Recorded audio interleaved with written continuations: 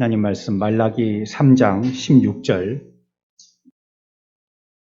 그때 여호와를 경외하는 자들이 피차이 말하매 여호와께서 그것을 분명히 들으시고 여호와를 경외하는 자와 그 이름을 존중히 여기는 자를 위하여 여호와 앞에 있는 기념책에 기록하셨느니라. 만군의 여호와가 이르노라. 나는 내가 정한 날에 그들을 나의 특별한 소유로 삼을 것이요 또 사람이 자기를 섬기는 아들을 아낀 같이 내가 그들을 아끼리니 그때 너희가 돌아와서 의인과 악인을 분별하고 하나님을 섬기는 자와 섬기지 아니하는 자를 분별하리라. 아멘. 네, 말씀을 준비하다가 제가 그런 생각을 해보았습니다. 우리 신앙이 감정에 이끌리는 신앙이 되어질 때 물론 그것이 우리들을 흥분시키는 데는 매우 빠른 효과를 나타냅니다. 여러분들이 이렇게 두꺼운 책을 갖다가 처음부터 끝장까지 다 읽고 한 400페이지, 500페이지 되는 그 책을 다 읽고 야, 이 책 참 좋은 책이구나 하는 거를 느끼기보다요. 요즘에 짤방이라고 유튜브 같은 데 보면 10분, 7분 이 정도 책을 써머리 해주는 그런 유튜버들이 있어요. 영화를 2시간짜리를 써머리 해주는 유튜버들이 있어요. 그거를 7분, 8분 내에 내용을 써머리해서 얘기해 줍니다. 화면을 짤막짤막하게 보여주면서. 그걸 볼 때 한 편의 영화를 다 본 것처럼 그리고 그렇게 400페이지, 500페이지 되어지는 그런 두꺼운 책을 갖다가 다 읽지 않아도 금방 이게 그런 내용이구나. 그런 스토리구나. 하고 내 마음에 더 쉽게 그 내용에 접근할 수 있겠죠. 그것처럼 우리들도 하나님의 말씀을 대할 때에 우리가 어떤 감동적인 부분들을 갖다가 더 추구하게 되어질 때에 그렇게 짧게 금방 흡수하는 면에 대해서는 효과가 있을 수 있는데 그것도 우리에게 주시는 은혜의 또 하나의 방법이시고 또 우리가 그런 은혜를 주시면 받을 수도 있지만 그러나 어떨 때는 진지하게 말씀을 잘 살펴봐야 됩니다. 성경은 우리에게 묵상을 하라고 말씀하고 있어요. 그 묵상이 뜻이 그냥 명상한다는 뜻이 아닙니다. 성경에서의 묵상은 한글로 다르게 표현할 방법이 없어서 묵상이라는 단어를 한글로 이렇게 번역했을 뿐이지 사실은 히브리 원어에서의 묵상이라는 뜻은 소리내서 열심히 읽는다는 뜻입니다. 유대인들 책 읽는 거 보셨어요? 그냥 읽지 않습니다. 도서관에서도요. 한국 도서관은 펜 한 개만 떨어져도 떼구를 굴러가는 소리에 사람들이 전부 다 귀 기울이지만 유대 도서관은요. 전부 다 일어서서요. 글을 읽을 때 앞뒤로 몸을 이렇게 움직여가면서 소리를 내서 읽습니다. 열심히 땀을 뻘뻘 나도록 읽습니다. 우리가 믿음 생활을 할 때도 여호와의 율법을 묵상한다라고 할 때 그 묵상이요. 그와 같이 믿음에서 열심을 낸다는 겁니다. 소리내서 성경을 읽듯이 열심히 믿는다는 뜻입니다. 하나님의 말씀도 그와 같이 묵상으로 접근할 때에 우리에게 주시는 그러나 순간에 우리들이 감동받아서 조금 지나면 사그라지는 이런 은혜가 아닌 우리가 죽을 때까지도 기억하게만 된다면 붙들고 양식이나 무기를 삼을 수 있는 그 은혜의 방법으로 우리들은 귀한 무기를 얻게 되는 것입니다. 그런 면에서 하나님의 말씀에 우리가 어떤 내용이 담겨 있는지를 정확하게 잘 아는 것 또한 그것을 기억하는 것은 매우 중요합니다.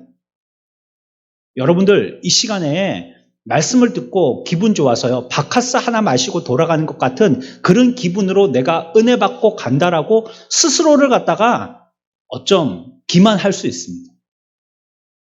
하지만 뒤에 가서는 그것이 나에게 내 신앙에 갈림길에서 전혀 영향을 주지 못한다면 내가 똑같이 옛날대로 습관적으로 생활하고 똑같이 습관적으로 말하고 행동하고 한다면 그 말씀은 날아가 버린 것입니다.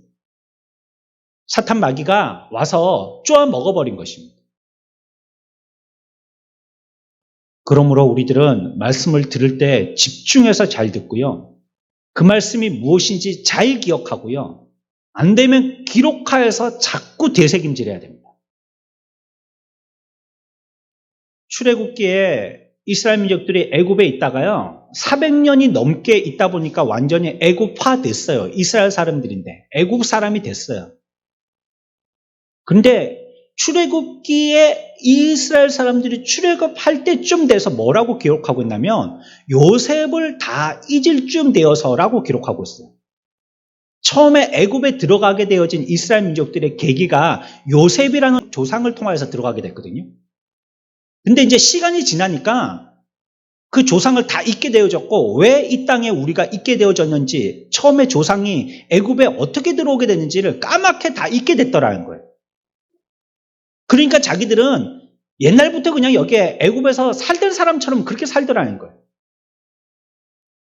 다 까먹은 거예요. 하나님의 은혜, 하나님이 지금까지 인도하여 주신 이와 같은 방법들을 다 까먹은 겁니다. 그리고 순간에 힘든 거, 순간에 좋은 거 이런 것만 생각하더라는 겁니다. 하나님의 백성이 하나님 앞에 복받는 자가 되어서는요. 하나님의 은혜를 기억하여서 날마다 찬양해야 됩니다. 기억해야 돼요. 그것이 우리들에게 복입니다. 망각하면 죄입니다. 그래서 몰라서 그랬다는 거는 경찰한테 스티커를 받을 때는 변명이 되지 않아요. 아무리 몰라서 그랬다고 그런다 할지라도 이미 법으로 명시되어 있으면 모르는 건 자기 책임이었던 거.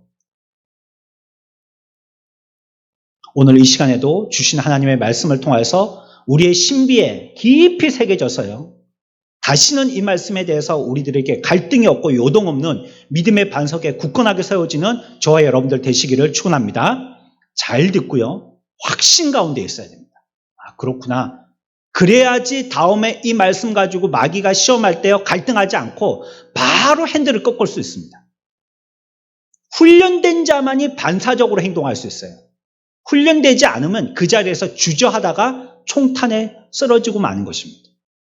훈련돼야 돼요. 그래서 말씀으로 훈련 계속해야 되는 것입니다. 우리가 계속해서 하나님의 경외에 대해서 생각하고 있습니다. 이 시간에는 특별히 오늘 제목에서처럼요. 우리가 하나님을 경외하는 마음이 있는지를 리트머스 시험지와 같이 말씀을 통해서 확인해서 찍어보려고 합니다. 여러분들 리트머스 시험지 아시죠? 예전에 중고등학교 시절에 과학실에 가서 이게 산성인지 염기성인지 중성인지 확인해 볼 때 액체에다가 그 조그만 종이를 갖다가 담그면요. 그 종이가 바뀌는 색을 보고 아 이게 산성이구나 뭐 염기성이구나 확인하는 그런 시험지가 있습니다. 조그만 종이가 있습니다.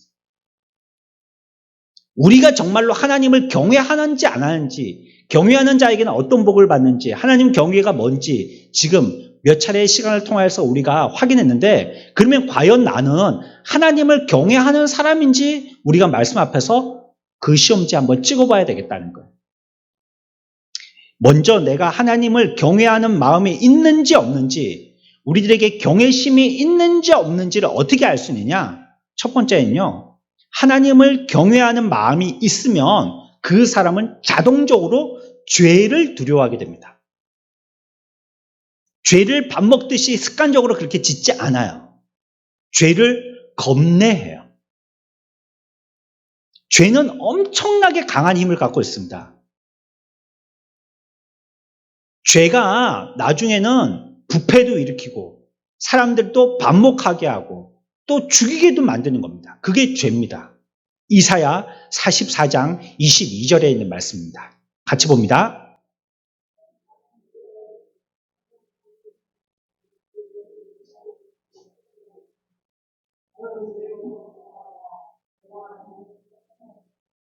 아멘. 내가 내 허물을 어떻게 갖지요? 뭐 갖지요? 너희들의 죄를 빽빽한 구름같이 또 내 죄를 안개같이 없이 하였으니 라고 얘기하고 있습니다. 이 표현들을 우리는 잘 생각해 봐야 됩니다. 성경에 나와 있는 여러 가지 표현이 있는데 이것이 그냥 서정적으로만 끝나는 표현이 아닙니다. 내용이 있습니다. 왜냐하면 구름이 있을 때는 어떻게 되어지냐면 햇빛이 가려지는 거예요. 우리의 지구에 어떨 때는 맑은 날이 있고 어떨 때는 흐린 날이 있잖아요. 그러면 그때마다 태양이 사라졌다가 나타났다가 하는 건가요? 그렇지는 않아요. 낮인데도 어두컴컴할 때가 있는데 그때 해가 어디에 도망친 게 아니고요. 해는 그대로 중천에 떠 있는데 뭐가 드리웠을 뿐이에요? 구름이 드리웠을 뿐입니다. 해는 여전히 지구를 비추고 있지만 태양과 지구 사이에 구름이 벽처럼 막아버리니까 해가 하나도 못 들어오는 그 빽빽한 구름인 것입니다. 또 구름이 많게 되어지면 결국은 그것이 흐린 색깔로 나중엔 더 짙은 색깔로 새까만 색깔이 되더니 결국은 그 구름에서 비가 내리고 마는 거예요.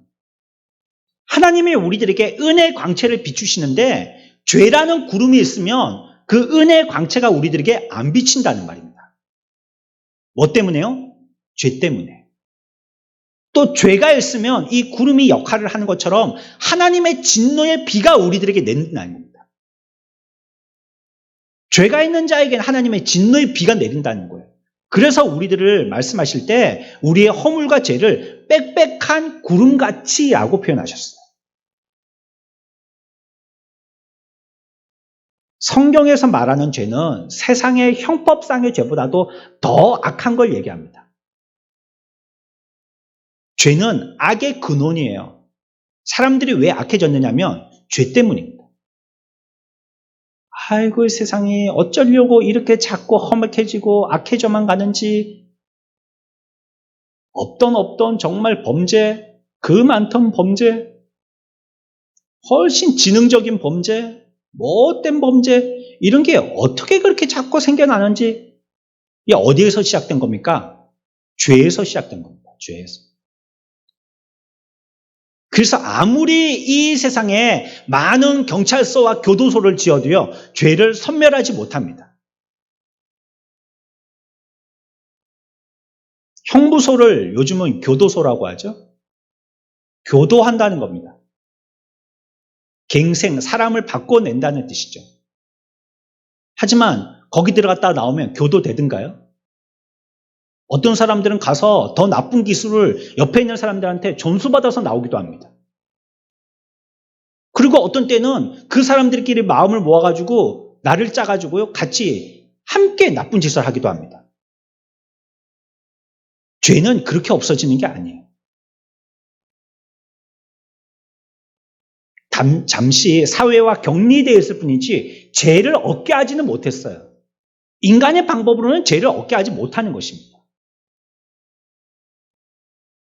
그래서 그런 말들을 해요. 경찰서나 교도소 지을 그 노력으로 교회를 지어야 되는 거예요. 사람들이 하나님을 알고 자기를 알고 죄를 알 때 하나님 앞에 죄를 회개하고 그 사회가 밝아지는 거죠. 경찰서 짓는다고 죄가 없어지는 게 아니에요. 모든 세상의 풍파, 반역, 분열, 학살 다 죄 때문에 일어나는 겁니다. 죄는 하나님의 영광을 빼앗았고 그리스도를 희생시켰고요. 우리 영적인 복을 다 빼앗아 가버린 것이 바로 죄입니다. 그래서 우리가 하나님의 백성이라면 죄를 짓는 것도 또 죄에 가까이 가는 것도 창세기 1장처럼요. 죄를 만지는 것조차도 조심해야 하고 싫어해야 합니다. 그것이 그 사람이 하나님을 경외하는 사람이라는 표시입니다. 그리고 또 어떻게 해요? 하나님을 경외하는 사람은요, 죄에 대해서 짓지도 않지만요, 생각도 하지 않습니다. 신명기 15장 9절에서는 우리들에게 이렇게 말씀하고 있습니다. 우리 같이 한번 읽어보겠습니다.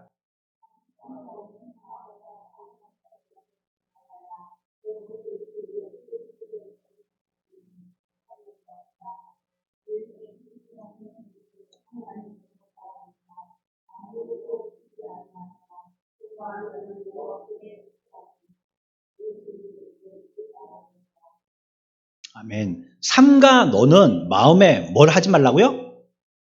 뭘 하지 말라고요? 악한 행동이요?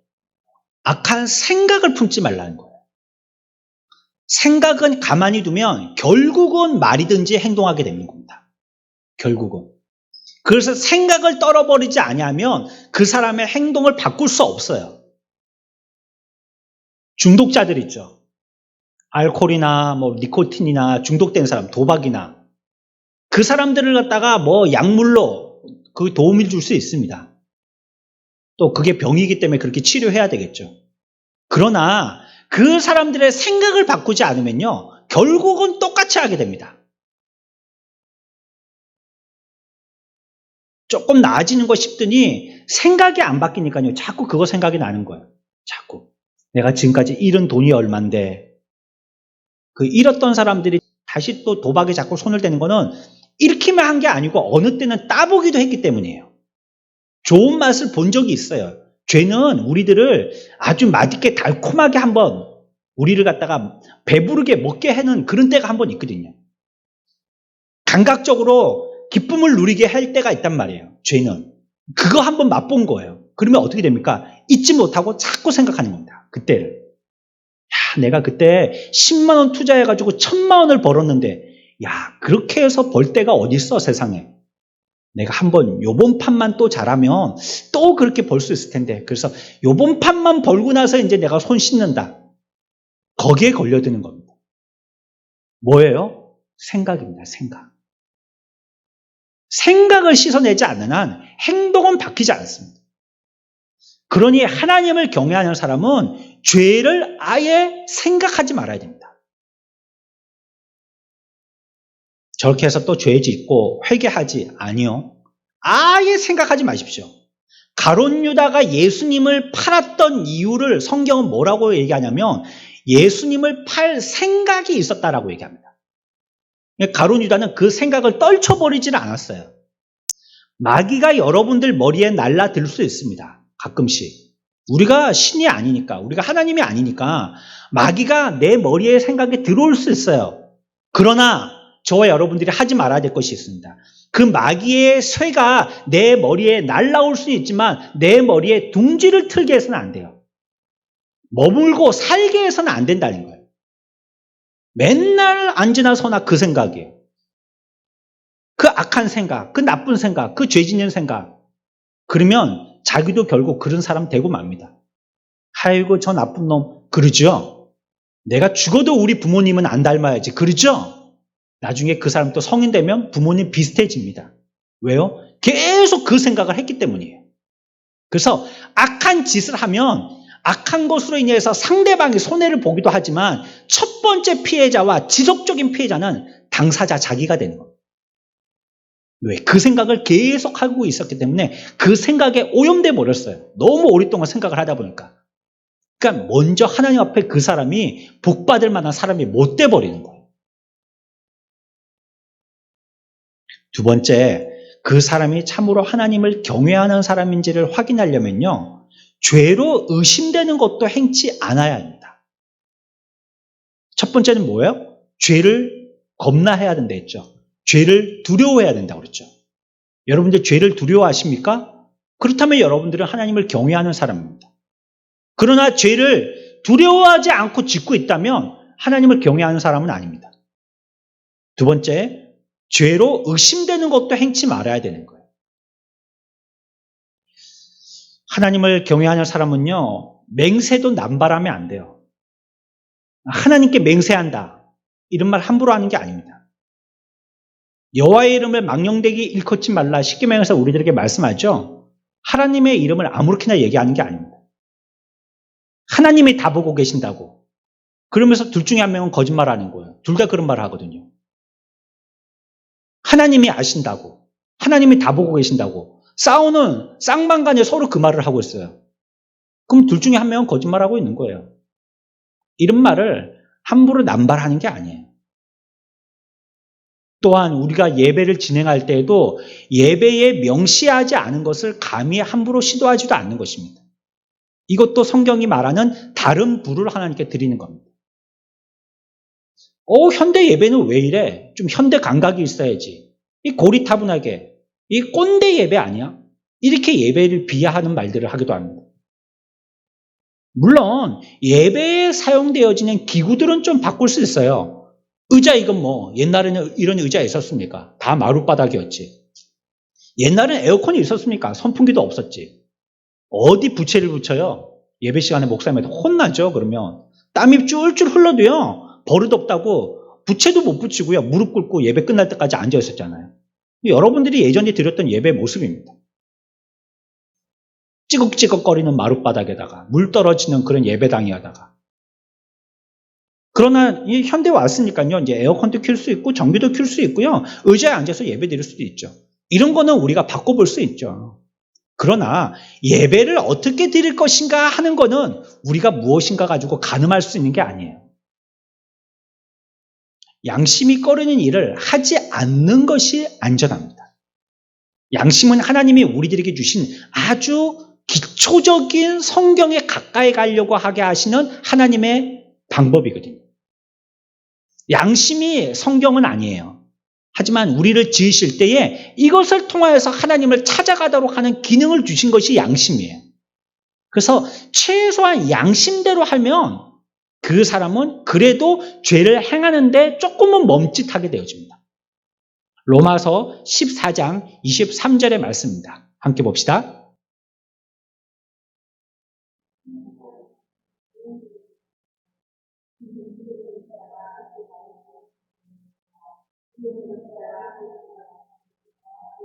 아멘. 뭐라고 말씀하셨어요?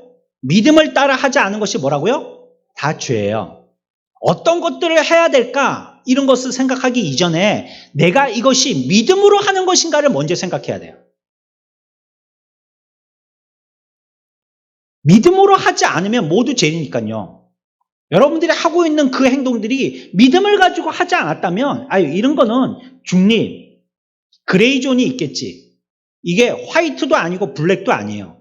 그레이 같은 건, 제 옷 색깔 같은 이 중간지대가 있겠지라고 생각하는 거예요. 그런데 성경은 그렇게 얘기하지 않습니다. 중간지대라는 없어요. 그레이존은 없어요. 화이트 아니면 블랙입니다. 근데 뭐가 블랙이냐? 믿음으로 하지 않은 건 전부 블랙이라는 거예요. 다 죄라는 겁니다. 다. 그러니 우리가 행동할 때에 조심히 행동해야 됩니다. 나 그냥 무심기로 했어. 그럼 뭐 내가 악의 없이 했어. 내가 그냥 아무 생각 없이 말한 거야. 그러면 그건 죄라는 거예요. 왜? 믿음으로 안 했으니까. 하나님을 경외하는 사람은요, 죄와 비슷한 거 우리가 닮지 않는다 했잖아요. 불신자들에게 비웃음이 될 만한 것도 행동하면 안 돼요. 고린도전서 6장 1절 말씀입니다. 함께 봅니다.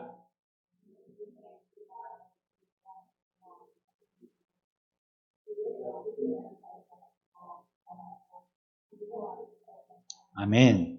다툼이 있을 때요, 성도들 앞에서 해결하지를 않고요. 어디로 간다는 거예요? 불의한 자들, 다시 얘기하면 세상으로 간다는 말입니다.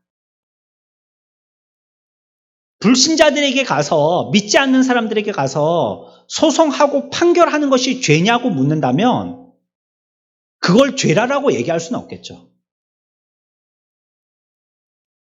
오늘날에는 이런 법조 서비스가 예전보다는 훨씬 왕성하게 활용되어지는 때이니까요. 고소고발도 많지만 이 법이라는 게 이제 옛날처럼 멀지 않고요. 가까이 있으니까 어떻게 해서든지 그런 서비스를 받을 수 있는 시대이기 때문에 내가 조금 손해본다 보면 그런 걸 갖다가 활용할 수도 있죠. 하지만 그거는 현명한 방법이 아니라는 게 고린도전서 6장 말씀입니다. 그건 죄와 가까이 가는 거예요. 죄의 모양에 비슷한 거예요. 왜냐하면 그렇게 했을 때 불신자들이 성도들을 뭐해요? 조롱하거든요. 지네들은 대단하게 믿는 양심을 가지고 있고 하나님 성기인 척 하더니 이런 거 가지고 우리한테 와서 재판하네. 서로 거짓말한 거 가지고 누가 거짓말하는지 밝혀달라고 이런 거 가지고 막 서로 성도들 간에 재판해달라고 법원에 와서 서로 고발하네. 그들이 그걸 판결할 때 얼마나 교회를 조롱하겠어요? 얼마나 비웃겠어요? 그러니 그런 것 가지고 세상에 나가서 시비를 가리기 전에 거기에 가야 될지를 먼저 생각하라는 거예요. 어떤 종교는요, 거기에서 나오는 추문이 외부로 새어 나오지를 않아요. 그러면 거기는 너무 정결하고 너무 거룩한 사람들만 모여 있어서 그러냐? 아니요. 안화에서 정화가 되는 거예요. 일정 양은. 다 되지는 않지만. 나름대로의 종교법이 있어서 그 법에 의해서 정화가 되는 거예요.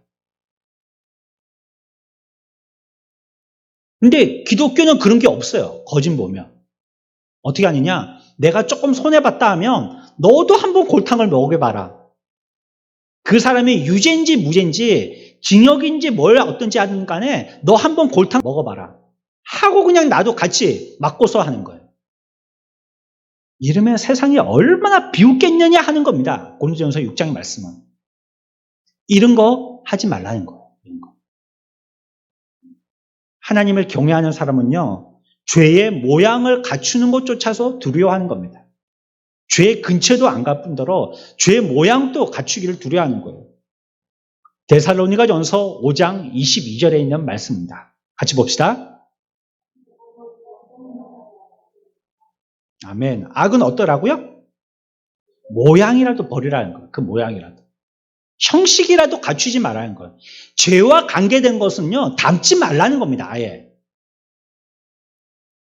겉모양이 그 자체가 흉한 것이, 악한 것이 있습니다. 예를 들어서 술 마시고 남을 헐뜯는 말하는 사람들 무리 가운데 가는 것은요, 비록 그 사람들이 술 마셨지도 않고 헐뜯지도 않았다 할지라도 그 무리 가운데 가는 것 자체가 벌써 잘못된 겁니다. 이슬비에 옷 젖는지 모른다는 말이 있죠. 가 앉아있다 보면요, 나도 그렇게 피동받는 거예요. 아니, 그런 의도가 없는데 그런 데모하는데 왜 앉아있어요, 자기가? 왜 간 거예요, 거기? 자기에게 그런 생각이 없다면 그런 시위하는데 그 사람이 왜 가 있냔 말이에요. 간 것 자체가 벌써 동의의 뜻인 겁니다. 하나님을 경외하는 사람은 죄의 질만 할 때 그걸 회피해야 합니다. 그래서요, 중국 무술에도 그런 게 있잖아요. 36번째가 뭐예요?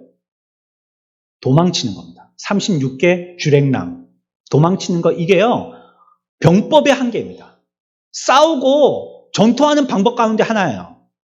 도망치는 게 부끄럽고, 그게, 어떻게 패전했기 때문에 살기 위해서 도망치는 게 아니고요. 도망치는 것도 작전상이 있다는 거예요.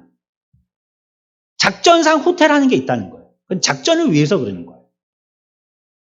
우리 그리스도인들도 작전상 후퇴할 줄 알아야 돼요. 나는 절대 뒤로 물러나면 없다. 나는 D기어만 있지 R기어는 없다. 나는 전진만 있지 후진은 없다. 이러고 버티고 있다가는 자기도 당하는 수가 있습니다. 요셉은 여주인이 요셉을 유혹했어요. 그때 요셉이 어떻게 싸워서 이겼습니까? 여주인을 주먹으로 때렸나요? 아니면 욕을 했나요? 여주인이 자기를 유혹할 때 요셉은 자기를 어떻게 방어했어요? 옷도 벗어놓고 도망쳤습니다. 도망쳤어요. 죄악의 모습에서 벗어나버린 거예요. 그 자리에서. 그녀와 동침하지 아니하였을 뿐만 아니라 창세기 39장 10절에서는 이렇게 얘기하고 있습니다. 같이 봅시다.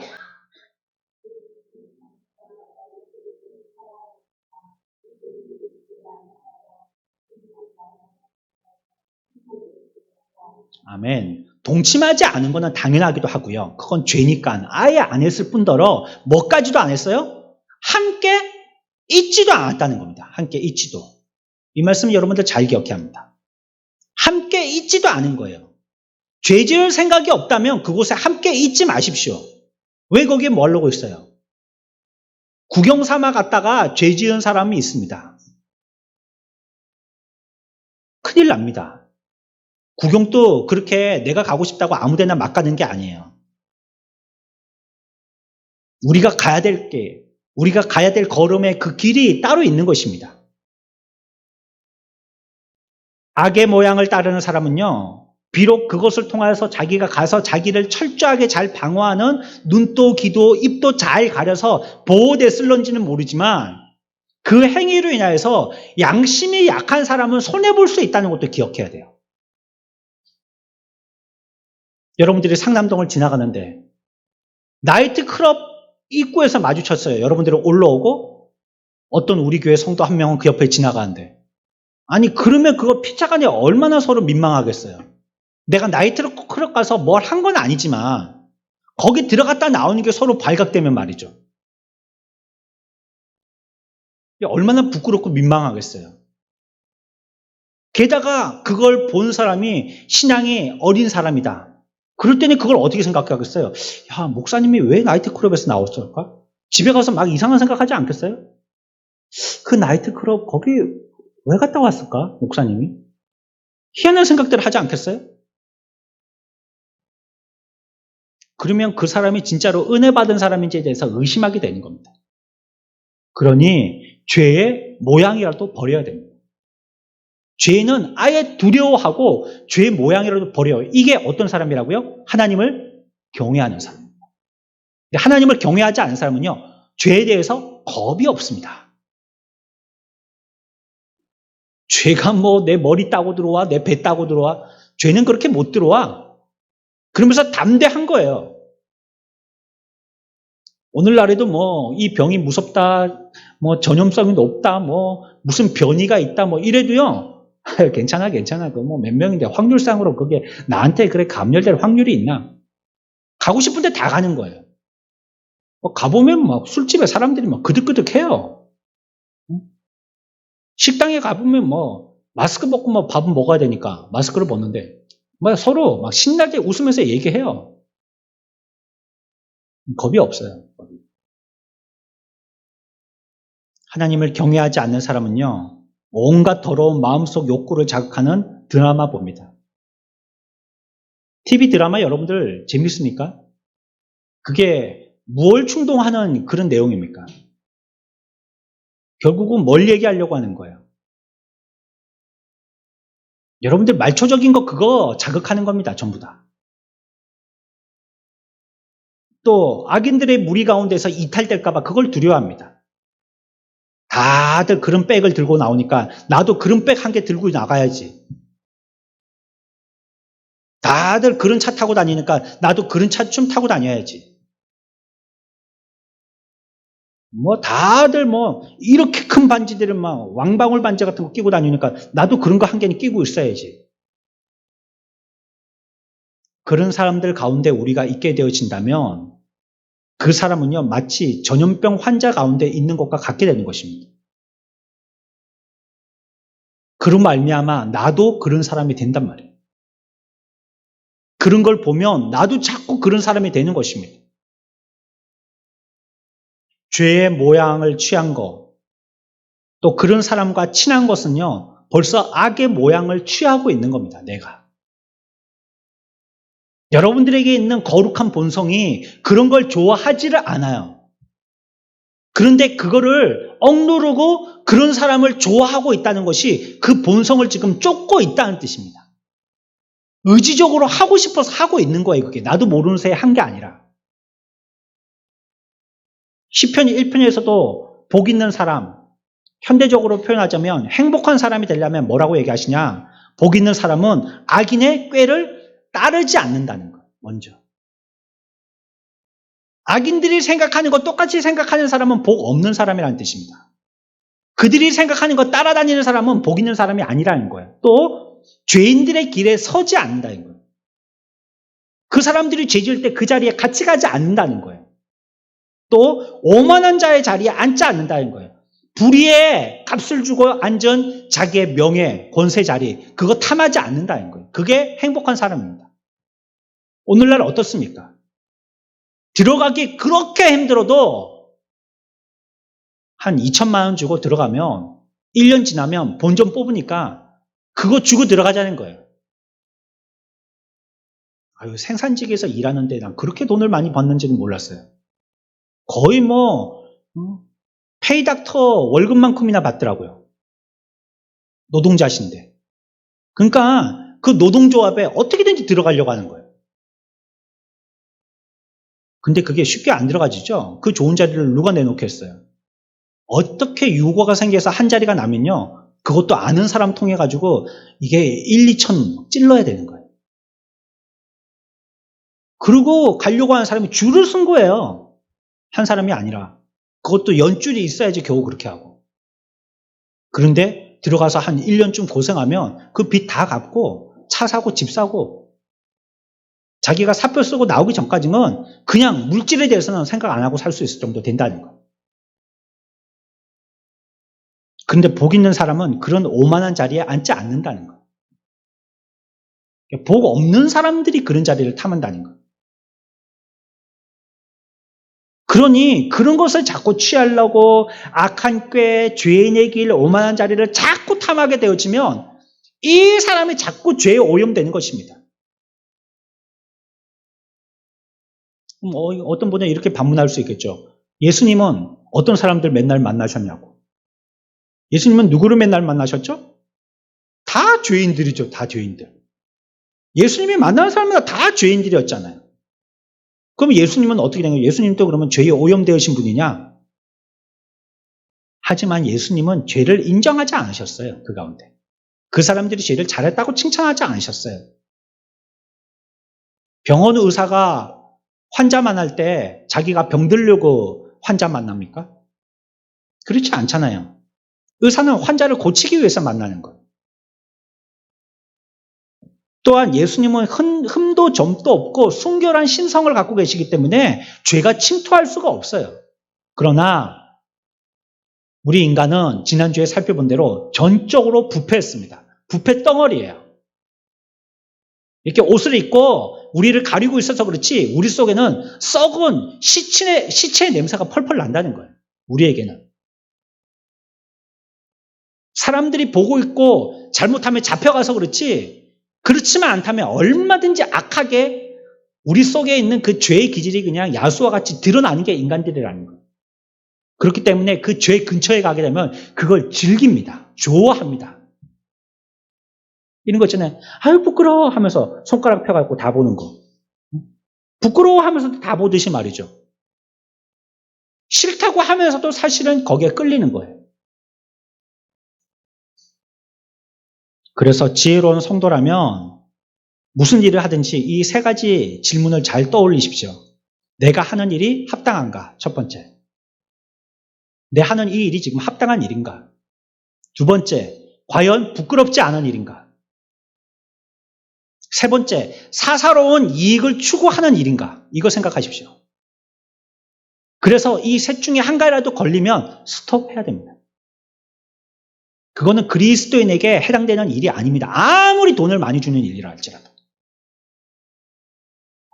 이 죄와 많이 오염돼서 익숙한 사람이 되어지면 그 모양의 형태가 어떻게 되느냐? 이제는 위선자의 모습이 됩니다. 위선이 뭐죠? 척하는 거죠, 척. 우리 옛날에 그런 말 많이 썼잖아요. 요즘에는 뭐 그런 말 잘 안 쓰지만 척척 박사라고. 대한민국에는 척척 박사들이 굉장히 많습니다. 돈 없는데도 돈 있는 척, 아픈데도 부자인 척, 냉수 먹고도 고기 먹은 척, 모르는데도 아는 척, 모두 다 척척 박사예요. 예수 믿는 우리들조차도 죄에 대해서도 하나님에 대해서도 모르면서 아는 척하고 교만을 떨게 되면 그러니까 위선자인 죄 없는 척하게 되더라는 거예요.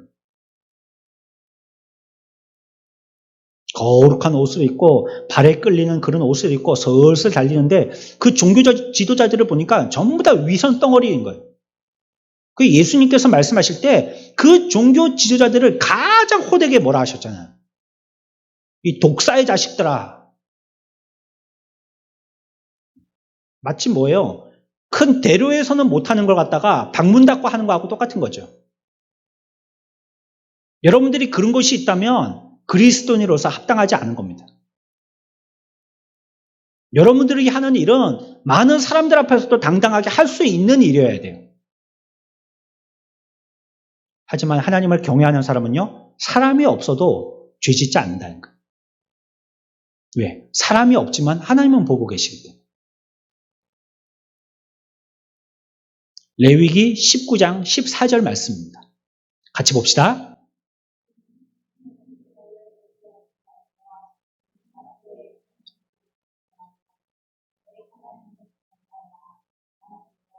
아멘. 하나님을 경외하라고 했죠. 하나님을 경외하라 하면서 앞에서 뭐라고 얘기하냐면요. 귀먹은 자를 저주하지 말고, 청각장애인들, 그 사람들 저주하지 말고, 맹인들, 시각장애인들, 그 사람들 앞에 장애물을 놓지 말라는 겁니다. 이들은 보지 못하고 듣지 못하기 때문에 장애물을 놓고 저주를 해도 알아요, 몰라요? 모릅니다. 몰라요, 이 사람들은. 누가 그 장애물을 놨는지, 누가 자기 보고 욕하는지 모르는 거예요. 하지만 그렇게 하지 않는 것이 하나님을 경외하는 자라는 거예요. 레위 19장 말씀이. 하나님을 경외하라. 나는 여호와니라. 그러니 이런 거 하지 말라. 사람들이 안 본다고 하면 안 되는 거예요.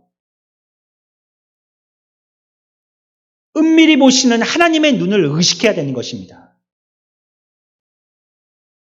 물질은 사탄이 영혼을 낚아채기 위해서 내미는 가장 구미가 당기는 미끼입니다. 물질, 돈 앞에 장사 없다고 하죠. 오늘날 돈이면 모든 것이 다 된다라고 얘기하죠. 돈 좋아하지 않습니까?